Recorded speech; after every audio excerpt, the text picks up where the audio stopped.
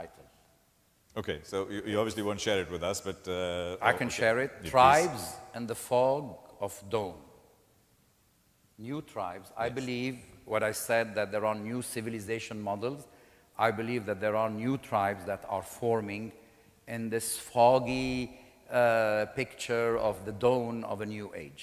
So that's the title of my book. I think perhaps a course in anthropology will give you even further, because I have been working with anthropologists. Absolutely. On something like this. That's all the thinking. That, of course, inspired from what I see, because it's about new ways, but that is more on the philosophical side of this, a more poetic way of looking at these things. Now, at this stage of your life, can you identify perhaps, say, 3 regrets that you had in your life, things you would do differently, things you would do earlier, things you would do better, if you lived it all over again and God's given you the privilege of doing it again? Regrets, I don't know, because I wouldn't do them differently. Perhaps not regrets. But things that I felt one day, and recently I was talking to my wife and I told her, you know something, since the age of 18, I did not live in the same city of my parents. So I did not have this pleasure that you can come home and you see that your father or your mother is there with the kids, etc. I see them in vacation. And this has been something, I'm feeling this now. Why? Because my kids, who were much more younger and completely hooked to me, now I have to negotiate to get some time from my 23-year-old son and my 21-year-old girl. I have to feel it. So I felt, and then I remembered, so, oh my God, what my father and mother have felt, having their only son. I have sisters, but I'm their only son, having to count the time that they spend with him. But these are the circumstances of life. You know, Beirut, we couldn't, they were living there. So, but that would be something, that is always something where I feel I missed it. I missed something in that. Right. Not because I decided, not because I could do something differently, but that is a regret. I would have loved to have a life where I'm much more in interaction on daily basis, not on the exceptional basis. You're going on a vacation, they see your kids on a vacation, which is not the... So that is one regret. That's part of the journey. There are some people that I would have, and now as an executive, there are some people where I would have come to the conclusion that I should have let them go much earlier. I would have done that.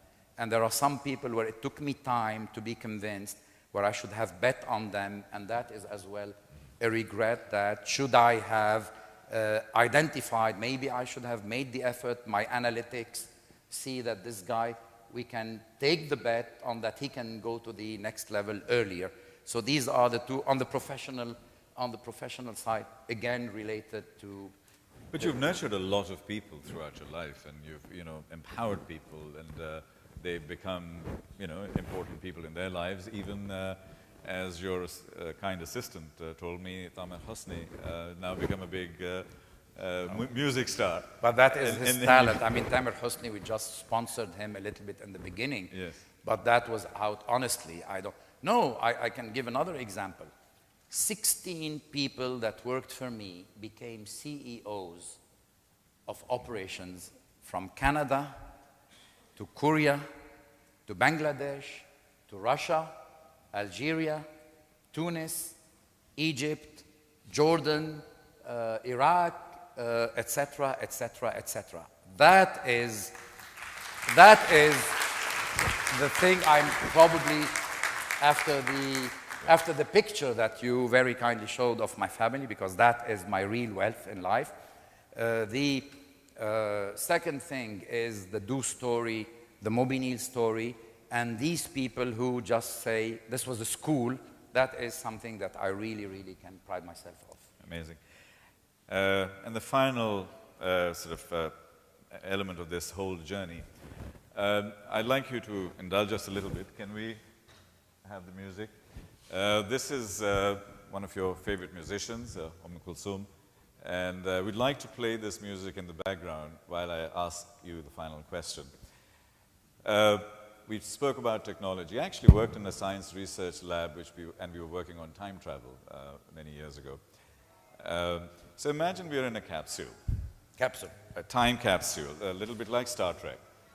And we're transporting you and all of us to the year 2040. It's a big capsule. It's a very big capsule. It's a ship. It's a big ship. It's a big capsule. Good. We are in the year 2040. 2040. 2040. 37 years from now. We are celebrating your 80-something birthday. What will we be celebrating then? 37, 38 years from now. Apart from the music will still be there. This music will still be That's there what I'm for saying. the coming 100 years. Yeah. This music will still be there for the coming... You have identified the 16 people. Now we have about 200 people here. What will we be saying?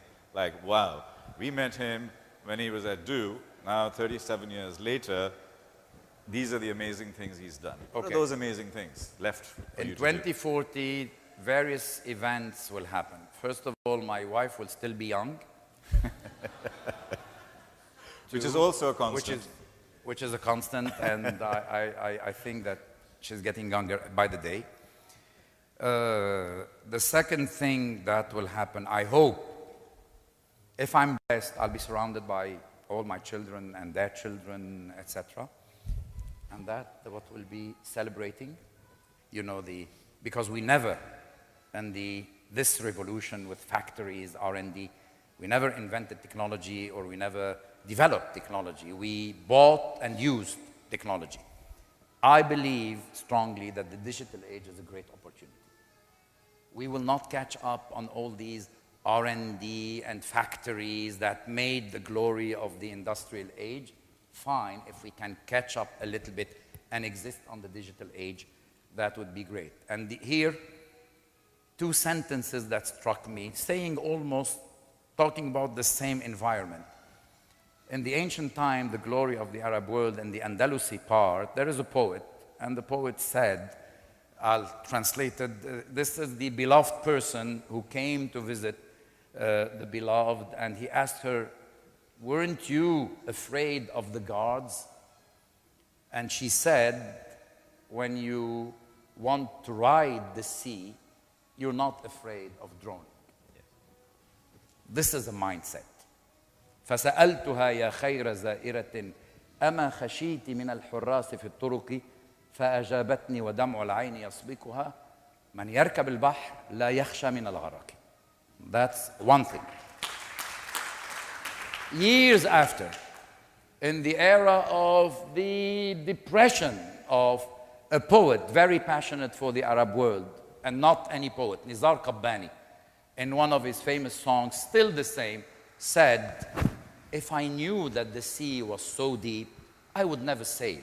لو أني أعرف أن البحر عميق جدا ما أبحر. These two things, so if in this digital age I can contribute that we have the mindset of trying it, even if we try, we fail, and we repeat, then I would have celebrate that I contributed in doing something. Ladies and gentlemen. Thank you. Ladies and gentlemen, we have a poet, philosopher, business leader, a leader of people, an inspiration to all of us. Thank you so much. I feel and a genuine business humbled icon. of having. Thank you. Thank you for opening your heart and sharing so deeply, and I'm sure everybody appreciates that. We now have 10 to 15 minutes of Q&A. Are there any burning questions that I may have missed? Please, sir. I know that that's Ali, yes, isn't it? It is. Yes, Ali. Welcome. Pleasure listening to you. I think the title, Storyteller, bodes very well. An hour and a half without having the chance to check the BlackBerry in your presence, that in itself is quite a testament. I feel flattered by this. Thank you very much. And I really enjoyed listening to you. I stepped out for a few seconds. My name is Ali Borhani. I run a consultancy firm in Dubai after having left the corporate world and not thinking about how deep the waters are. and we play the role of a small shark with the incumbents, keeping them on their toe to move around a little bit. But if I missed the point, I apologize, but who were your key mentors? And crossing these borders, what was the role of mentorship in your life? And how these mentors stayed, are still in your life? I'm sure family plays a big role, but above and beyond that. And my second question is, you talked a lot about adding life to life. And I still, having lived in this wonderful, magnificent country after moving from North America for 7 years, fail to see a meaningful SMS coming to me. It's all solicitation by all the operators. Swipe it, 20%, 10%.